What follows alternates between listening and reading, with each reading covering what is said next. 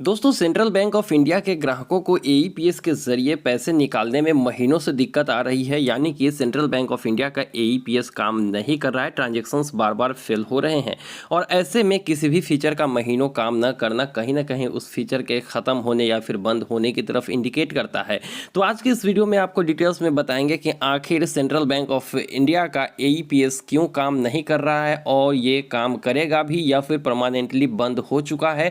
चलिए बिना डिले किए वीडियो को स्टार्ट करते हैं और देख लेते हैं कि आखिर सेंट्रल बैंक ऑफ इंडिया में ऐसा क्या हुआ है कि एईपीएस यानी कि आधार इनेबल्ड पेमेंट सिस्टम जो होती है, जो अपना अंगूठा लगाइए और पैसा निकाल लीजिए, ये फैसिलिटी काम नहीं कर रही है। तो चलिए देख लेते हैं।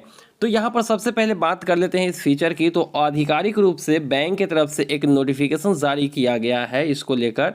यहाँ पर आप देख सकते हैं कि अगर आपका खाता, इन्होंने कहा है कि अगर आपका खाता जो है नन पीएमजेडीवाई है, यानी कि अगर आपका खाता प्रधानमंत्री जन धन योजना के तहत खोला गया है तो आपके लिए जो है एईपीएस काम करेगा। लेकिन अगर आपका नन पीएमजेडीवाई खाता है तो वहाँ पर एईपीएस सर्विस को हमेशा के लिए डिसकंटिन्यू कर दिया गया है, यानी कि बंद कर दिया गया है।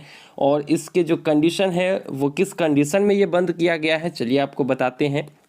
देखिए, अगर आप एईपीएस के थ्रू दूसरे बैंक के बीसी पॉइंट पे जाते हैं, जैसे मान लो किसी ने एसबीआई का बीसी पॉइंट लिया हुआ है, वहाँ पर जाते हैं अंगूठा लगाने और पैसा निकालने, या फिर किसी दूसरे बैंक के भीम आधार पे सर्विस जैसे एसबीआई आधार पे हो गया, तो ये सब आप यूज़ करते हैं, जिसके पास जाते हैं वो यूज़ कर रहे हैं।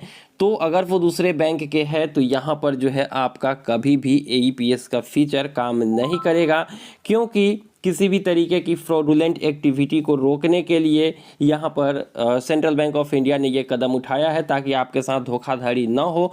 क्योंकि बहुत सारे ऐसे मामले सामने आ चुके थे जहाँ पर दूसरे बैंक के बीसी पॉइंट्स होल्डर ने उनके अकाउंट से पैसे विड्रॉल कर लिए थे। तो इसी तरह के फ्रॉडुलेंट एक्टिविटी को रोकने के लिए यहाँ पर हमेशा के लिए नन पीएमजेडीवाई अकाउंट होल्डर के लिए सर्विस को बंद कर दिया है सेंट्रल बैंक ऑफ इंडिया ने।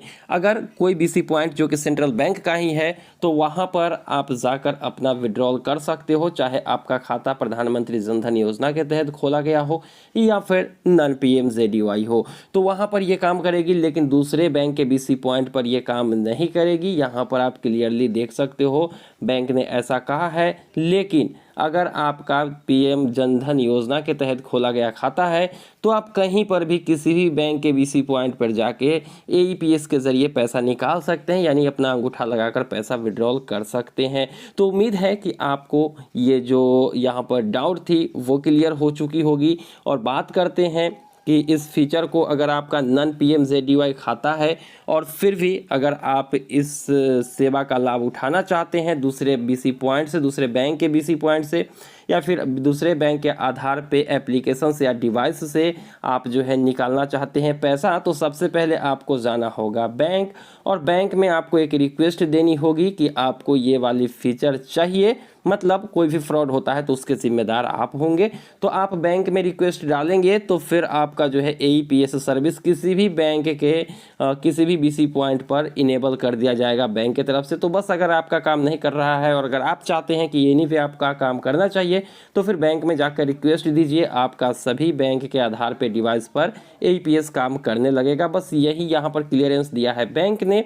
बाकी जो यूजर्स हैं जिनको कुछ दिक्कत आ रही है, अगर पीएमजेडीवाई खाता है और वहाँ पर एईपीएस वर्क नहीं कर रहा है तो वो टेक्निकल फॉल्ट हो सकती है जिसको बैंक कुछ ही दिनों में सुधार सकती है। लेकिन यहाँ पर अगर नन पीएमजेडीवाई खाता है तो फिर आपको रिक्वेस्ट देना होगा बैंक में, तभी आप एईपीएस के ज़रिए पैसा निकाल सकते हैं। तो उम्मीद है कि वीडियो पसंद आई होगी। वीडियो पसंद आए तो वीडियो को लाइक करिए। कोई भी सवाल है, कोई भी डाउट है, कमेंट सेक्शन में लिख भेजिए। मिलते हैं किसी नई वीडियो में, दीजिए इजाज़त। Thank you.